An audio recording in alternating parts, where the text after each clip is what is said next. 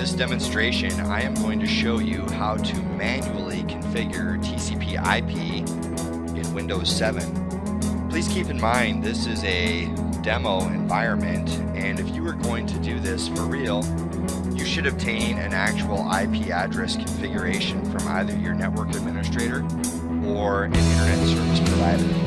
So in this demonstration, I'm going to start by clicking on the start button and then typing in CMD, trying to get a command prompt, and then hitting enter. And now I have a command prompt. From here, I'm going to type in ipconfig/all. What this utility does is displays my current IP configuration.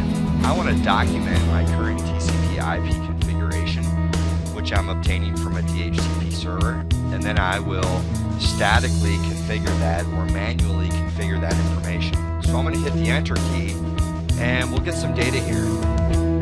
You will see that this computer belongs to the Cotoso.com domain. It's an Intel network card.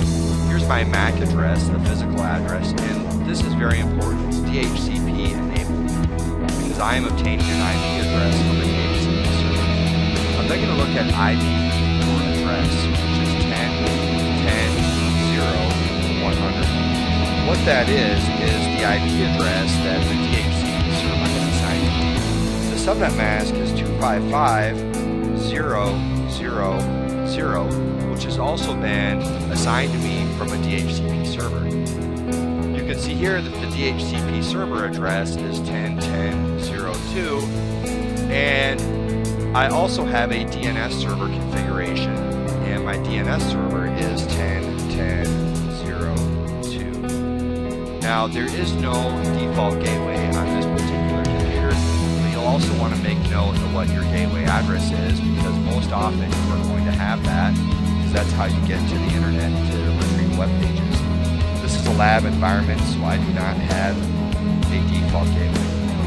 I'm going to go ahead and type in ipconfig/release and hit the enter key, and what this does is releases the IP address that I have assigned to me from the DHCP server.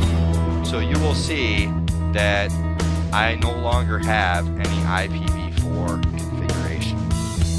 So from this point, I want to manually assign my TCP/IP address. So I'm going to click on Start and go to Control Panel. And from Control Panel, I want to go to Network and Internet.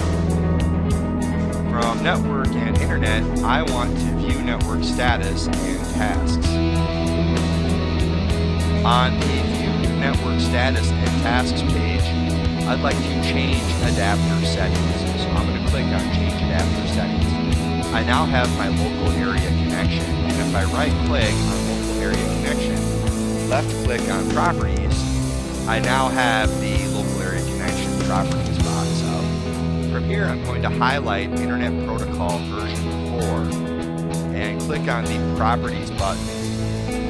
And I want to apply my manual configuration now. So I will put the bullet on use the following address, and I'm going to type in 10.10.0.100, which is what I had prior to releasing the IP address. It was obtained from a DHCP server.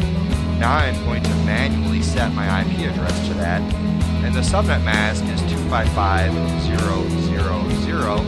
There is no gateway, but I do have a preferred DNS server of 10.10.0.2. And I'll click OK, and I'll close my local area connection properties box, and I've now manually assigned my Windows 7 computer a TCP/IP address.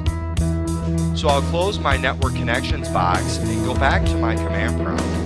And from a command prompt, I'm going to type in ipconfig/all again. And this time, you'll see that it's DHCP enabled no, meaning I have manually set my IP address. The IP address is still 10.10.0.100 and DNS is still 10.10.0.2. It has been manually configured, so now the IP address will not change. It is going to be the same until I change it again or DHCP enable this address.